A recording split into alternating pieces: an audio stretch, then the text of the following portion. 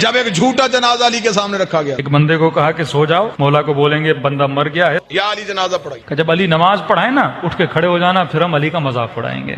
مسلمان شرارتیں نہیں چھوڑتا، تو ایک بندہ لیٹ گیا، جنازہ پڑھانے سے پہلے ہی علی نے کہا کون ہے اس کا جنازہ لے کے؟ یا علی ہمارا دوست تھا بیچارہ، اس کا انتقال ہو گیا ہے۔ امام نے کہا دیکھو کسی اور سے پڑھا لو، علی سے نہ پڑھاؤ۔ کہا نہیں یا علی آپ ہی پڑھائیں، نبی کے صحابی ہیں، آپ کا درجہ، آپ کا مقام۔ کہا دیکھو پھر کہہ رہا ہوں مجھ سے نہ پڑھاؤ، کیونکہ میں جب نیت کروں گا تو نیت یہی کروں گا نماز جنازہ پڑھا رہا ہوں۔ بہرحال انہوں نے اصرار کیا، مولا علی آ گئے، امام نے نیت کی، نماز جنازہ کی اور نماز پڑھانا شروع کر دی۔ یہ اس انتظار میں تھے ابھی اٹھے گا ابھی اٹھے گا، نماز ختم ہو گئی اٹھائی نہیں، اور ایک جناب آگے بڑھا اور اس کو اٹھانے کی کوشش کی، بھائی اٹھ جاؤ نماز ختم ہو گئی، کہیں تجھے نیند تو نہیں آ گئی؟ علی مسکرائی، علی نے مصلی چھوڑ کے کہا صرف مرا ہی نہیں ہے، قیامت والے دن ہر کوئی اٹھے گا، یہ پھر بھی نہیں اٹھے گا۔ مولا یہ کیوں نہیں اٹھے گا؟